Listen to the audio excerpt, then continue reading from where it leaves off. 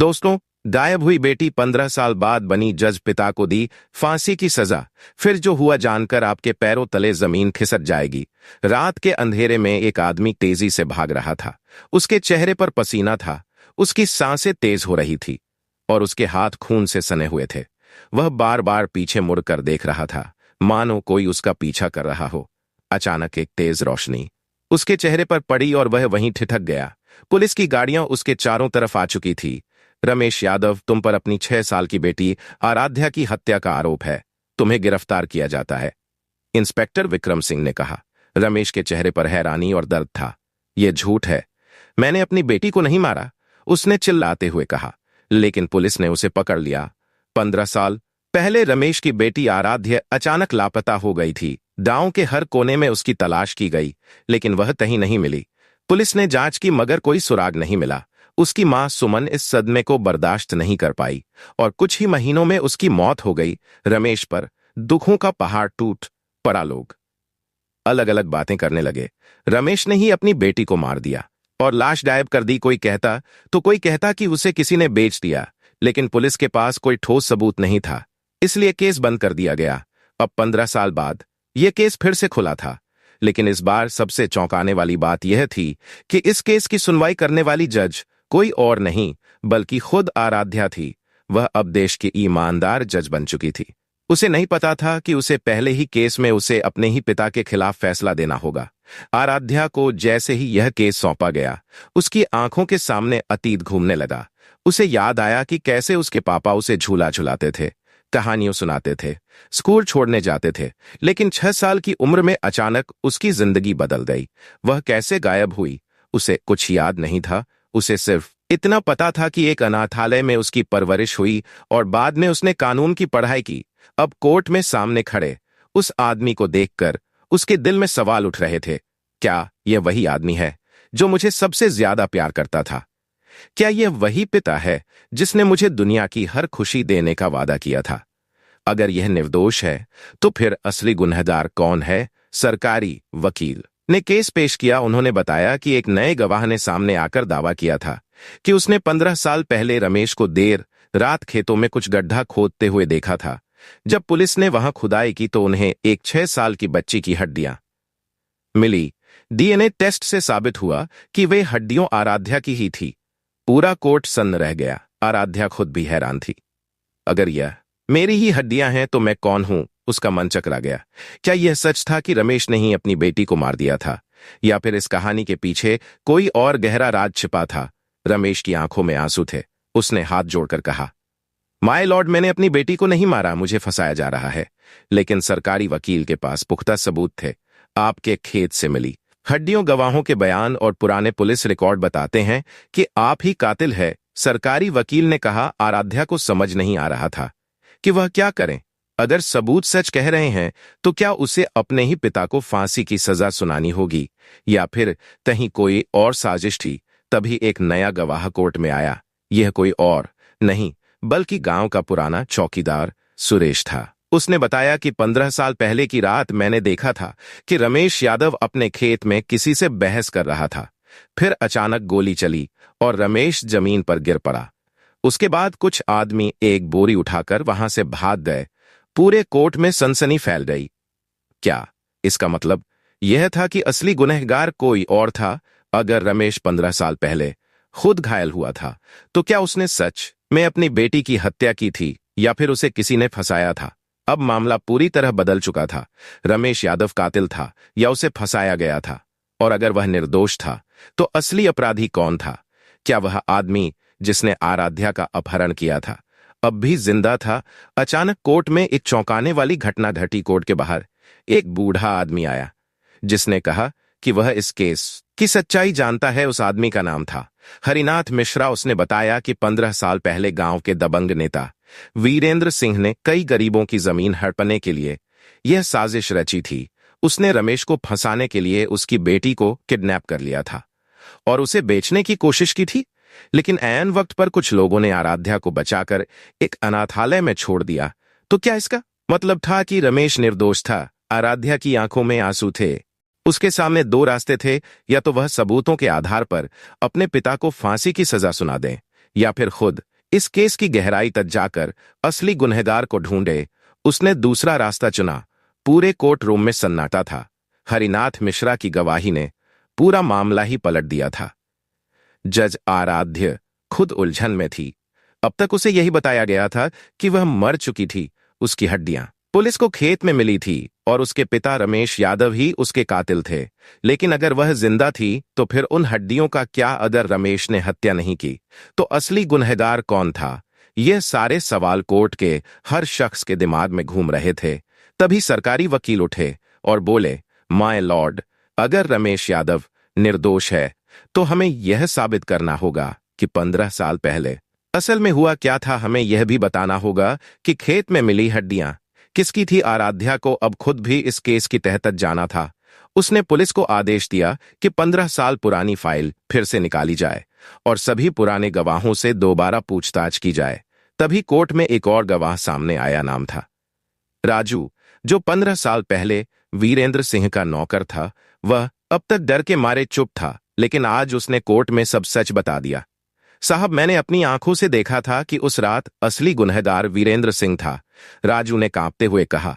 रमेश यादव को फंसाने के लिए उसने किसी और की बच्ची को मारकर उसके खेत में गाड़ दिया ताकि सबको लगे कि रमेश ही कातिल है। पूरा कोर्ट हिल गया।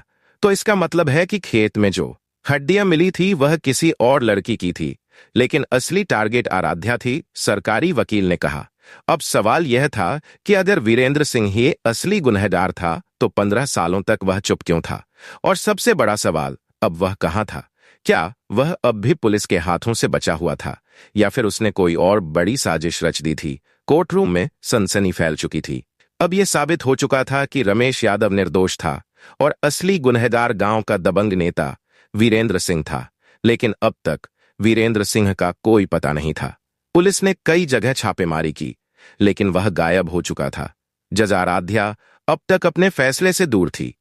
उसके मन में एक भयंकर तूफान चल रहा था। क्या वह उसने पिता को निर्दोष साबित कर पाएगी? क्या वह उस गुनाहगार को सजा दिला पाएगी जिसने उसकी जिंदगी बर्बाद कर दी? इन सब सवालों के बीच वह घर लौटी, लेकिन उसे जरा भी अंदाजा नहीं था कि अब उसकी जान खुद खतरे में थी। रात के अंधेरे में आराध्या अपने कोर्ट केस की फाइलें पढ़ रही थी। तभी उसके फोन पर एक अनजान नंबर से कॉल आया। उसने कॉल उठाया और दूसरी तरफ से एक भारी आवाज आई, अगर अपनी जान प्यारी है तो इस केस से दूर हो जाओ। आराध्या का खून खौल उठा। उसने गुस्से में पूछा, कौन हो तुम जिसने 15 साल पहले तुम्हें मारने की कोशिश की थी? वह आज भी जिंदा है और अगर ज्यादा दिमाग लगाया तो इस बार तुम सच में मर जाओगी। फोन कट चुका था। आराध्य को समझ में आ गया था कि वीरेंद्र सिंह अब भी कहीं से उसे देख रहा था और उसकी हर चाल पर नजर रखे हुए था। लेकिन अब वह डरने वाली नहीं थी। उसने तुरंत इंस्पेक्टर विक्रम को फोन किया और कहा, हमें वीरेंद्र सिंह को किसी भी हालत में पकड़ना होगा। अगली सुबह पुलिस ने वीरेंद्र सिंह के पुराने बिजनेस पार्टनर और करीबियों से पूछताछ शुरू की। तभी एक चौंकाने वाली जानकारी सामने आई। वीरेंद्र सिंह अब शहर छोड़कर नेपाल भागने की फिराक में था। पुलिस को खबर मिली कि वह रात 2 बजे एक सीक्रेट लोकेशन से निकलने वाला था। अब यह खेल आखिरी मोड़ पर पहुंच चुका था। अगर पुलिस उसे पकड़ने में कामयाब हो गई तो आराध्या अपने पिता को निर्दोष साबित कर पाएगी, लेकिन अगर वह बच निकला तो यह केस फिर से अधूरा रह जाएगा। रात के 1:30 रहे थे। पुलिस की गाड़ियां वीरेंद्र सिंह के संभावित ठिकाने की ओर तेजी से बढ़ रही थी। इंस्पेक्टर विक्रम सिंह पूरी तैयारी के साथ अपनी टीम के साथ घात लगाए बैठा था। उसे भरोसेमंद सूत्रों से खबर मिली थी कि वीरेंद्र सिंह नेपाल भागने के लिए एक सीक्रेट लोकेशन पर आने वाला था। अगर वह भाग जाता तो उसे पकड़ना नामुमकिन हो जाता, लेकिन पुलिस इस बार उसे किसी भी कीमत पर नहीं छोड़ने वाली थी। ठीक 1:55 पर एक काली एसयूवी गाड़ी उस सुनसान जगह पर आकर रुकी। पुलिस ने अपनी सांसें रोक ली। गाड़ी से 3 लोग उतरे, 2 बॉडीगार्ड और बीच में नकाब पहने एक लंबा चौड़ा आदमी। यही है वीरेंद्र सिंह, इंस्पेक्टर विक्रम ने धीरे से कहा और तुरंत अपनी टीम को इशारा किया। पुलिस जैसे ही वीरेंद्र सिंह को एहसास हुआ कि वह गिर चुका है, उसने भागने की कोशिश की, लेकिन पुलिस पहले से तैयार थी। कुछ ही सेकंड में उसे चारों तरफ से घेर लिया गया। वीरेंद्र सिंह, तुम कानून के शिकंजे में हो, अपने हाथ ऊपर करो। इंस्पेक्टर विक्रम सिंह ने चिल्लाता, लेकिन वीरेंद्र सिंह चुपचाप खड़ा रहा। फिर अचानक उसने जेब से पिस्तौल निकाल ली। कोई भी मेरे करीब आया तो मैं खुद को उड़ा दूंगा, उसने धमकी दी। पुलिस वाले सतर्क हो गए, लेकिन तभी पीछे से एक और आवाज आई, वीरेंद्र सिंह, अब खेल खत्म हो चुका है। यह आवाज किसी और की नहीं, बल्कि जज आराध्या की थी। वह खुद वहां पहुंच गई थी। उसकी आंखों में गुस्सा और आंसू दोनों थे। तूने मेरी जिंदगी तबाह कर दी, मेरे पिता को फंसाया, मेरी मां को मार डाला और 15 साल तक मैं एक अनाथ की तरह रही। अब तू कानून से नहीं बच पाएगा। आराध्या ने कहा। वीरेंद्र सिंह हंस पड़ा। बच्ची, तुझे लगता है कि तू जज बनकर मुझे सजा दिला सकती है? यह दुनिया अब भी मेरी मुट्ठी में है। लेकिन तभी इंस्पेक्टर विक्रम ने एक फुर्तीली चाल चली और वीरेंद्र सिंह के हाथ से पिस्तौल छीन ली। पुलिस ने उसे तुरंत पकड़ लिया। वीरेंद्र सिंह अब पुलिस हिरासत में था। पूरे देश की नजरें इस केस पर टिकी थी। मीडिया चैनलों पर खबरें चल रही थी। 15 साल पुराने हत्याकांड का मुख्य आरोपी गिरफ्तार, जज आराध्या के पिता को फंसाने का आरोप। लेकिन अभी भी कई सवाल बाकी थे। कौन सी बच्ची की हड्डियां खेत में दफनाई गई थी? और वीरेंद्र सिंह ने आखिर यह सब क्यों किया? रात के 11 बज चुके थे। पुलिस लॉकअप में इंस्पेक्टर विक्रम और आराध्या खुद वीरेंद्र सिंह से पूछताछ करने पहुंचे। वीरेंद्र सिंह के चेहरे पर अब भी वही घमंड भरी मुस्कान थी। अब बताओ, क्यों फंसाया था मेरे पिता को, और वह हड्डियां किसकी थी? आराध्या ने गुस्से में पूछा। वीरेंद्र सिंह ने एक गहरी सांस ली, फिर हंसते हुए बोला, तू बहुत जिद्दी निकल रही लड़की, पर अब जब मेरी कहानी सुन ही रही है तो पूरा सच भी जान ले। 15 साल पहले तेरा बाप रमेश यादव मेरी राह का सबसे बड़ा रोग बन चुका था। मैंने पूरे गांव की जमीनें हड़प ली थी, लेकिन वह अकेला आदमी था जो मेरे खिलाफ खड़ा था। मैंने उसे कई बार धमकाया, पैसे देने की कोशिश की, लेकिन वह नहीं झुका। तब मैंने सोचा कि अगर उसे मिटाना है तो ऐसा जाल बिछाना होगा कि वह कभी बच ही ना सके। मैं जानता था कि एक पिता के लिए उसकी बेटी सबसे बड़ी कमजोरी होती है, इसलिए मैंने तुझे किडनैप करवाया और तुझे बेचने की योजना बनाई। लेकिन उसी रात एक पुलिस का आदमी हमारे पीछे पड़ गया। मामला बिगड़ने लगा तो मैंने तुझे मरवाने का फैसला किया, लेकिन ऐन वक्त पर मेरे ही आदमी ने मुझे धोखा दे दिया और तुझे एक अनाथालय में छोड़ दिया। आराध्या की सांसें तेज हो गई। तो फिर वह हड्डियां किसकी थी? उसने पूछा। वीरेंद्र सिंह के चेहरे पर एक खौफनाक मुस्कान आ गई। वह हड्डियां एक और मासूम बच्ची की थी, जिसे मैंने सिर्फ इसलिए मरवा दिया ताकि लोग समझे कि तू मर चुकी है। पूरा कमरा सन्नाटे में डूब गया। एक मासूम बच्ची की बलि सिर्फ इसलिए दी गई थी ताकि एक निर्दोष आदमी को फंसाया जा सके। आराध्या की आंखों में गुस्से और आंसू दोनों थे।